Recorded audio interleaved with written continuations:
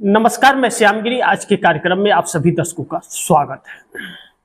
Vote चोरी पर अब कौन सा नया खुलासा करने वाले हैं राहुल गांधी, जिससे सरकार और चुनाव आयोग में हड़कंप सा मचा हुआ है।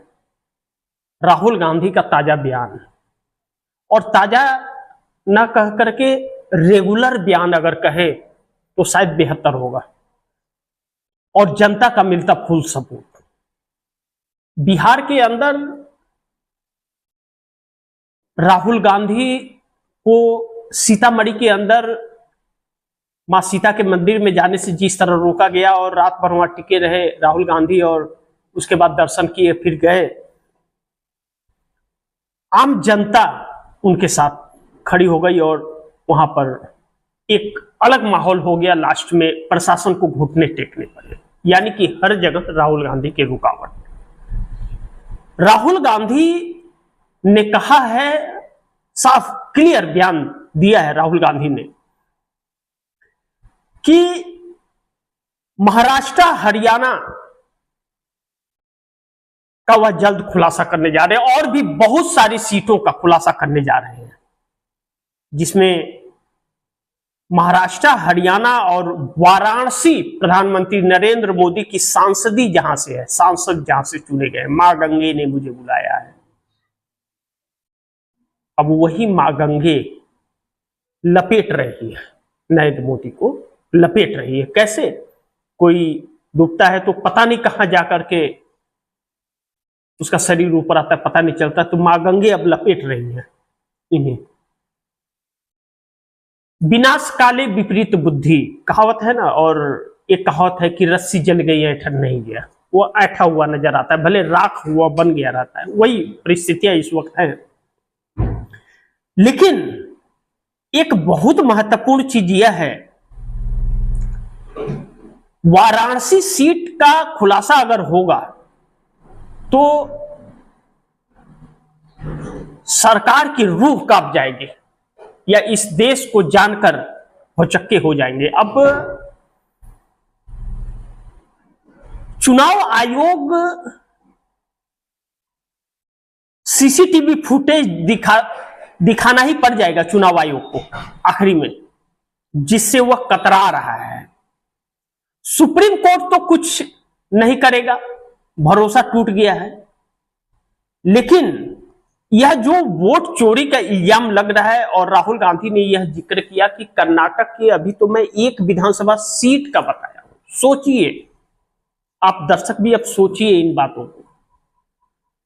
राहुल गांधी ने यह कहा कि नरेंद्र मोदी और अमित शाह कहते हैं कि 50 सालों तक हम राज करेंगे। कितना? 50 सालों तक हम राज करेंगे, अमित शाह कहते हैं। 12 साल तकरीबन नरेंद्र मोदी गुजरात के मुख्यमंत्री थे, और इन 11 सालों से भी सत्ता है, यानी कि 23-24 साल हो गए गुजरात में भाजपा की सत्ता है। कैसे है वह सत्ता, और कैसे 11 साल से नरेंद्र मोदी हैं, और कैसे अमित शाह यह कह रहे हैं कि 50 सालों तक हम सत्ता में रहेंगे? इस बात का खुलासा विस्तार पूर्वक राहुल गांधी ने कर दिया, जो आम जनता को समझ में आ गया। राहुल गांधी ने कहा कि यही गुजरात मॉडल है, जो कर्नाटक की एक सीट का, एक विधानसभा सीट का, हमने सिर्फ कहा एक विधानसभा सीट में 1 लाख से ज्यादा वोटों की हेराफेरी। तो लोकसभा सीट में कितना होगा? एक लोकसभा में 5-6 विधानसभाएं होती हैं, यानी कि नरेंद्र मोदी की मुश्किलें बढ़ने वाली हैं। अब वाराणसी के अंदर नरेंद्र मोदी चेहरा दिखाने के लायक नहीं बचे हैं, बल्कि इस देश में नरेंद्र मोदी चेहरा दिखाने लायक नहीं बचे हैं। यह बात अगर कहा जाए तो किसी को आश्चर्य नहीं होगा। उदाहरण के तौर पे आप दर्शकों को बताऊं कि वाराणसी के अंदर नरेंद्र मोदी 2-3 इलाकों में लीड करते हैं। 2-3 इलाके ऐसे हैं जहां पे वह लीड मारते हैं और बाकी जगहों पर पीछे रह जाते हैं। बाकी जगहों पर पीछे रह जाते हैं, 2-3 जगहों पर वह लीड मारते हैं। अब वाराणसी सीट पर टोटल वोट पड़ा 19,57,000, 19,57,000 वोट टोटल वाराणसी सीट पर पड़ा, जिसमें नरेंद्र मोदी को मिला 6,12,970 वोट। कितना? 6,12,970 वोट नरेंद्र मोदी को मिला। जो कहते हैं कि मां गंगे ने मुझे बुलाया है, मां गंगे ने मुझे गोद लिया है, महानुभाव को मिले 6,12,970 वोट। वही इनके सामने मजबूत स्थिति में लड़ रहे कांग्रेस के प्रत्याशी और उत्तर प्रदेश के प्रदेश अध्यक्ष कांग्रेस के अजय राय, उनको मिला 4,60,457 वोट। कितना? 4,60,457 वोट। 1,52,513 मत का फर्क रहा नरेंद्र मोदी और अजय राय के अंदर, और टोटल वोट कितने पड़े? 19,57,000। आप दर्शकों को याद होगा लोकसभा चुनाव के वक्त श्याम रंगीला, एक कॉमेडियन, वह चुनाव लड़ने के लिए, लेकिन उसे चुनाव नहीं लड़ने दिया गया। और भी बाकी बहुत से लोग चुनाव लड़ना चाहते थे, उन्हें फॉर्म फिलअप नहीं करने दिया गया, उन्हें डीएम के ऑफिस के अंदर ही नहीं जाने दिया गया, रोक दिया गया। अलग अलग तरह के हथकंडे अपनाए गए। तो टोटल 19,57,000 वोट में नरेंद्र मोदी को 6,12,970 वोट मिले और 4,60,457 अजय राय कांग्रेस के प्रत्याशी को मिले। अब 3-4 राउंड तक नरेंद्र मोदी, जो हमारे देश के प्रधानमंत्री हैं, वह वाराणसी सीट में पीछे चल रहे थे और हारता देख चुनाव आयोग, उस वक्त आप दर्शकों को याद होगा, और 4 जून के कार्यक्रम को हमारे, अगर आप दर्शक देखेंगे, उस वक्त मैं लाइव आप दर्शकों को बता रहा था, चुनाव आयोग की वेबसाइट स्लो हो जाती है, अपडेट बंद हो जाते हैं, काउंटिंग स्लो हो जाती है, 4 घंटा तकरीबन यह सब कुछ चलता है। इंडिया गठबंधन के लोग एकजुट होकर के चुनाव आयोग के दफ्तर पहुंचते हैं और उसके बाद चुनाव आयोग का वेबसाइट शुरू होता है, और तब तक चालू होते ही वेबसाइट चुनाव आयोग 1,52,513 वोटों से नरेंद्र मोदी को जीता हुआ प्रत्याशी घोषित कर देता है। अब कहा जा रहा है कि 1,52,000। अब एक चीज आप दर्शकों को इस पे और भी जानने की जरूरत है कि यह जीत होने के बाद भारतीय जनता पार्टी का एक कार्यकर्ता, आप दर्शक ढूंढेंगे तो सोशल मीडिया पे वो फुटेज भी मिल जाएगा, भारतीय जनता पार्टी का एक कार्यकर्ता सोशल मीडिया पर वायरल होता है और वह कहता है कि नरेंद्र मोदी जीते नहीं हैं, जिताए गए हैं। कौन कह रहा है? भारतीय जनता पार्टी का कार्यकर्ता। अब जिन 2-3 इलाकों की बात मैं कर रहा था कि नरेंद्र मोदी वहां से लीड मारते हैं, वह इलाका ऐसा है कि जहां चुनाव के वक्त गुजरात से आकर के लोग डेरा डाल देते हैं और वाराणसी के अंदर होटल हो, धर्मशाला हो, सब गुजरातियों से भर जाता है। नरेंद्र मोदी के रोड शो में, रैलियों में वह गुजरात के लोग ज्यादा रहते हैं, आते हैं, वोट डालते हैं, रैली सभा को भीड़ बढ़ाते हैं और चले जाते हैं। अब मैं इसका सबूत तो हमारे पास नहीं है, लेकिन गुजराती वहां आते हैं, यह तो सच है, और धर्मशालाएं भारतीय जनता पार्टी के लिए बुक रहती है, यह भी सच है। लेकिन अब राहुल गांधी इसका सबूत पेश करेंगे वाराणसी सीट का। लेकिन इस बीच नरेंद्र मोदी को वाराणसी के अंदर लोग अब अपना सांसद वाराणसी का नहीं मान रहे हैं। अजय राय को सांसद मान लिए, हारे हुए प्रत्याशी को जीता हुआ प्रत्याशी घोषित कर दिया वहां के लोगों ने, और बड़ी बड़ी रोड शो किए और जीता प्रत्याशी अजय राय को घोषित कर दिया, उनका तिलक किया और धूम मचाई पार्टी की। अब ऐसे में चुनाव आयोग या तो सीसीटीवी फुटेज दिखाए, और दिखाना ही पड़ेगा, इस बात से इंकार नहीं कर सकते, नहीं तो यह आरोप लगेगा और कोई काट भी नहीं पाएगा।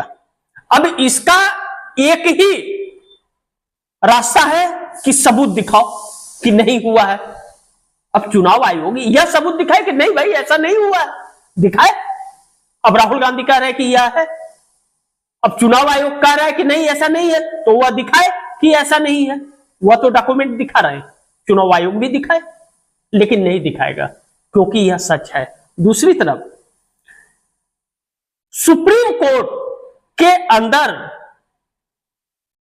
सुनवाई के लिए भी मामला गया, एडीआर गया, और एडीआर जाकर के 2024 लोकसभा चुनाव 79 लोकसभा सीट का मामला सुप्रीम कोर्ट में पिटीशन डाला। फैसला सुप्रीम कोर्ट का क्या हुआ?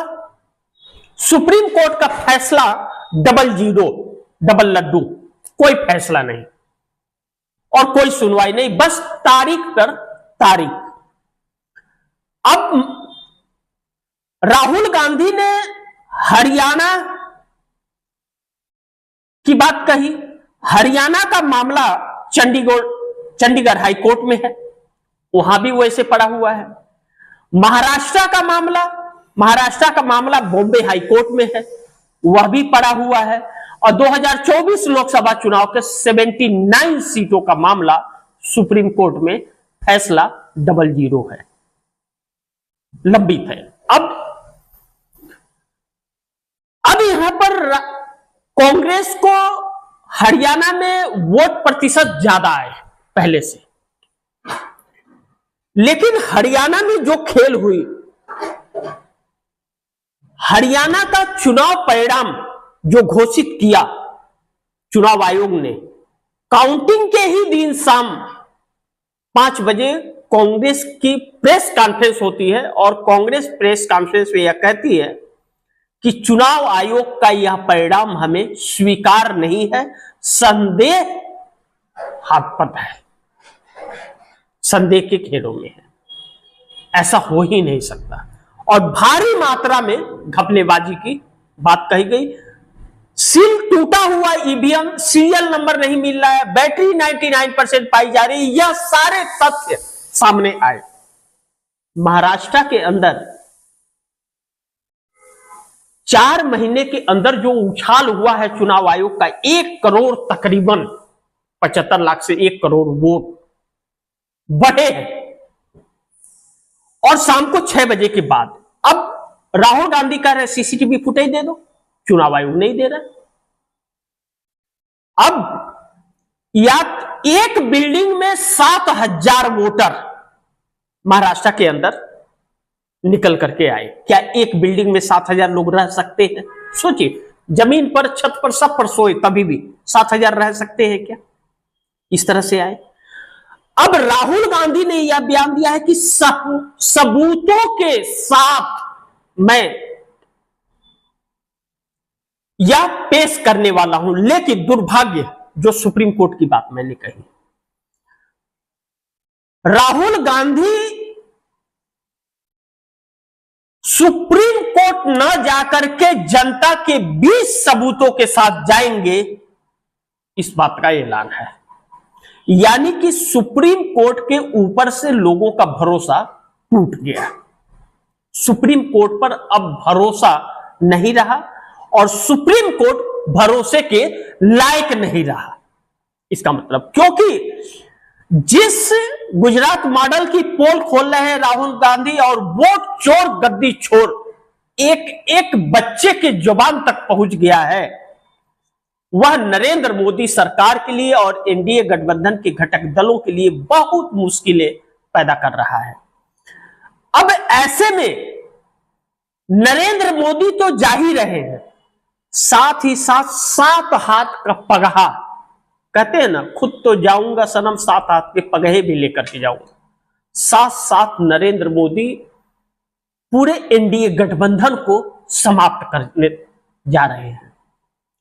विपक्ष मुक्त जो करने आए थे, खुद ही इस देश से मुक्त, इस देश की राजनीति से मुक्त होने की कगार पर आ गए हैं। अब अगर नरेंद्र मोदी के वाराणसी सीट पर यह साबित हो जाता है कि 1,52,513 वोट जो यह है, और दूसरी चीज वाराणसी के अंदर जितने वोट पड़े उससे ज्यादा काउंटिंग हुए हैं, यह भी बातें ध्यान रखिएगा। यानी कि नरेंद्र मोदी करारी हार का सामना किए हैं। वाराणसी के अंदर नरेंद्र मोदी चुनाव हारे हुए हैं, और नहीं तो चुनाव आयोग सबूत पेश करे। क्यों? कि वाराणसी के अंदर एक बाप के 40 बेटे पाए गए हैं, और बाप की उम्र 40 साल और बेटे की उम्र 80 साल। और ऐसा बाप है जिसके मुस्लिम बेटे भी हैं, हिंदू भी हैं, सिख भी हैं, ईसाई भी हैं। सोचिए, ऐसे अनगिनत हैं। अब ऐसे में यह गुजरात मॉडल का ढोल फोड़ रहे हैं राहुल गांधी।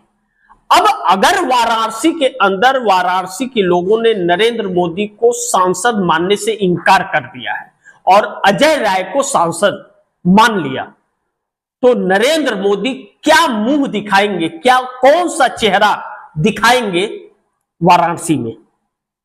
जो कहते थे मां गंगे ने मुझे बुलाया है, मां गंगे ने मुझे गोद लिया है, टोक्यो बनाऊंगा, क्या क्या बनाऊंगा, और वहां के शिवालय को तोड़ दिए, वहां के लोगों को बेघर कर दिया, लोगों की जमीनें छीन ली और लोगों को पैसे मुआवजे तक नहीं दिए।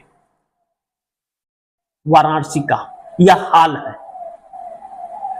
अब ऐसे में आने वाला वक्त नरेंद्र मोदी के लिए एक बहुत बड़ी चुनौतीपूर्ण होगा, लेकिन इससे पहले सुप्रीम कोर्ट पर उठ रहे सवाल बहुत गंभीर हैं कि ऐसे तथ्य और सबूत लेकर के आखिर राहुल गांधी सुप्रीम कोर्ट में क्यों नहीं जाना चाहते?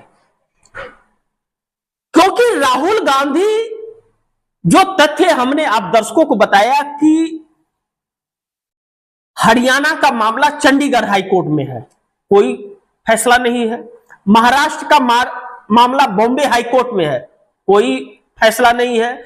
और 2024 लोकसभा चुनाव का 79 सीट का मामला सुप्रीम कोर्ट में है, कोई सुनवाई नहीं है। मुख्य चुनाव आयुक्त ज्ञानेश कुमार की नियुक्ति का कानून जो बना उसको लेकर मामला सुप्रीम कोर्ट में है।